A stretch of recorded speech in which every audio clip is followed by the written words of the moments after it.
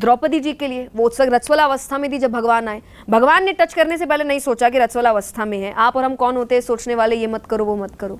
इस समय पर एक ज्वलंत विषय बहुत जोर से सोशल मीडिया पे वायरल हो रहा है, जिसमें एक देवी ये कहते हुए नजर आ रही हैं प्रश्न करने पर कि जो मासिक धर्म होता है, स्पर्शा स्पर्श्य छुआछूत, इसका कोई मायने नहीं है। उनका कहने का तात्पर्य पीरियड्स में आज भी कई घरों में ये कहा जाता है कि अचार मत छुओ, मंदिर मत जाओ, पूजा मत करो। आप खुद क्या फॉलो करती हैं या प्रैक्टिस करती हैं? साइंटिफिकली प्रूवन ज्यादा खटाई आपको पीरियड्स के समय नहीं खानी चाहिए। It's not good for you. बच्चे मानते नहीं थे तो उनको बोल दिया टच नहीं करना, खराब हो जाएगा। बीच वाला आके काम बिगाड़ देता है। उसने बिगाड़ दिया ये बोल के अछूत है, ये है वो है। भाई 9 महीने एक लड़की जब बच्चा पैदा कर रही होती है वो पीरियड से नहीं होती है। 9 महीने उसको पीरियड्स नहीं आ रहे, उस खून का इस्तेमाल तो हो रहा है ना बच्चे को सींचने में। अगर आपको लग रहा है वो खून इम्प्योर है, आप में से जितने हम सब बैठे सब इम्प्योर है। उन देवी ने अपनी इस बात को सिद्ध करने के लिए कुछ तर्क दिए। मैं उन तर्कों को तर्क का नाम ना देकर कुतर्क का नाम देता हूँ। अचार खराब हो जाते हैं, पापड़ खराब हो जाते हैं। नहीं नहीं नहीं, अचार खराब नहीं होते हैं, आप छू करके देख लीजिए। वो तो पीरियड्स के समय पर साइंटिफिक है, अचार खाने नहीं चाहिए, मीठा खाना नहीं चाहिए। अच्छा है आप साइंस पढ़ करके आई हैं, लेकिन आपकी बड़ी और हम सब की बड़ी जितनी देवियां हुई हैं, दादी, नानी, काकी, ताई, माँ, उन सबों ने अपनी आंखों से जो अनुभव देखा है, किया है, उसको सबके आगे रखा है। संभवतः उनके अनुभव गलत रहे होंगे, आपके विचारों का विज्ञान आपको सही लगता होगा। आपने इसको सिद्ध करने के लिए जो तर्क दिया उसका उत्तर मैं आपको देने जा रहा हूं। आपने 2 तर्क दिए कि जो रक्त अपवित्र होता है, इम्प्योर होता है, तो कोई माँ के गर्भ में किसी बच्चे को जब सींचा जाता है, बच्चा बड़ा होता है, तो कहते हैं खून से सींचा है माँ ने। और अगर वो खून इम्प्योर है तो फिर बच्चे जितने भी पैदा हुए हम सब इम्प्योर हो गए। ये आपने एक कुतर्क दिया। अब इसका उत्तर पहले सुन लीजिए। कीच में कमल खिलता है, कीच में कमल खिलता है, लेकिन भगवान के चरणों में कमल और उनके गले में कमल का पुष्प हार चढ़ाया जाता है, न कि कीच चढ़ाई जाती है। कीच अस्पर्श होती है, कीच को स्पर्श नहीं करना चाहिए, वो कीच भगवान को अर्पित नहीं की जाती है, लेकिन कमल का पुष्प भगवान को अर्पित किया जाता है।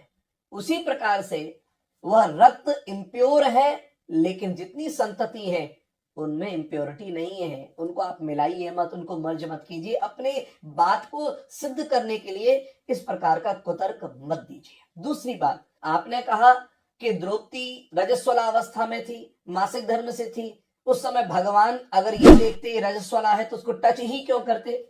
तो हमने तो किसी ग्रंथ में पढ़ा नहीं, संभवतः आपने पढ़ा होगा, या आप बिना पढ़े भी पढ़े जैसी बातें बोल रही हैं कि भगवान ने स्पर्श किया द्रौपदी को। भगवान ने चीर वर्धन किया है, स्पर्श नहीं किया।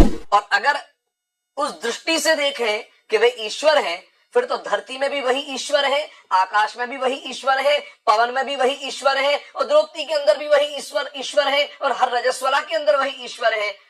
फिर तो ईश्वर का स्पर्श हो ही रहा है। पर वो सगुण रूप में भगवान आकर के द्रौपदी को स्पर्श कर रहे हो, ऐसा वर्णन कहां पर लिखा हुआ है? भगवान श्री कृष्ण का आप उदाहरण दे करके युवा पीढ़ी को भ्रमित कर रही हैं, तो भगवान श्री कृष्ण के गीता के उस वाक्य को क्यों नहीं रखती सामने, जहां भगवान श्री कृष्ण ने कहा कि कर्तव्य और अकर्तव्य में केवल शास्त्र को ही प्रमाण मानना, न आपको, न मुझको, न इसको, न उसको। तस्मात् शास्त्रम प्रमाणन्ते कार्याकार्य व्यवस्थित ज्ञात्वा शास्त्र विधानोक्तम कर्म कर्तुर्मेहार्हसि। तो गीता के उस वाक्य को रख करके समाज को प्रेरणा दीजिए। लेकिन हम खुद अशास्त्रीय कर्म कर रहे हैं और हमारा वक्तव्य भी अशास्त्रीय हो रहा है। हम युवा पीढ़ी को भी दिग्भ्रमित कर रहे हैं। वेदव्यास भगवान जो नारायण के 24 अवतारों में एक हैं, जिन्होंने शास्त्रों में अनेक जगह इस बात का वर्णन किया, इस बात का उल्लेख किया, उन्हीं के पिता पाराशर जी महाराज की स्मृति का एक ग्रंथ है पाराशर स्मृति। उसके 7वें अध्याय के और 15वें और 18वें श्लोक में इसका उल्लेख है कि नारी 4 दिन किस प्रकार होती है। तो प्रथमे हनि चांडाली, द्वितीय ब्रह्म घातिनी, तृतीय रजकी प्रोक्ता, चतुर्थी हनि शुद्धति। ये 18वां श्लोक है, जिसमें कि चौथे दिन नारी जाकर शुद्ध होती है और 3 दिन नारी की क्या क्या संज्ञा दी गई है, इस बात का उल्लेख किया गया। अब इसी श्लोक से पहले हम बात करते हैं 15वें श्लोक की, वहां पर पाराशर जी महाराज कहते हैं 7वें अध्याय का 15वां श्लोक कि स्नाता रजस्वलायातु चतुर्थे हनि शुद्ध्यति और कुर्यात रजो निवृत्तौ तु देव पित्र्यादि कर्म च। अर्थात चौथे दिन स्नान के बाद में नारी शुद्ध हो करके फिर उसके बाद देव कार्य और पितृ कार्यों को करने के योग्य होती है। इस बात का उल्लेख स्वयं भगवान वेदव्यास के पिता पाराशर जी अपनी स्मृति में 7वें अध्याय में कर रहे हैं।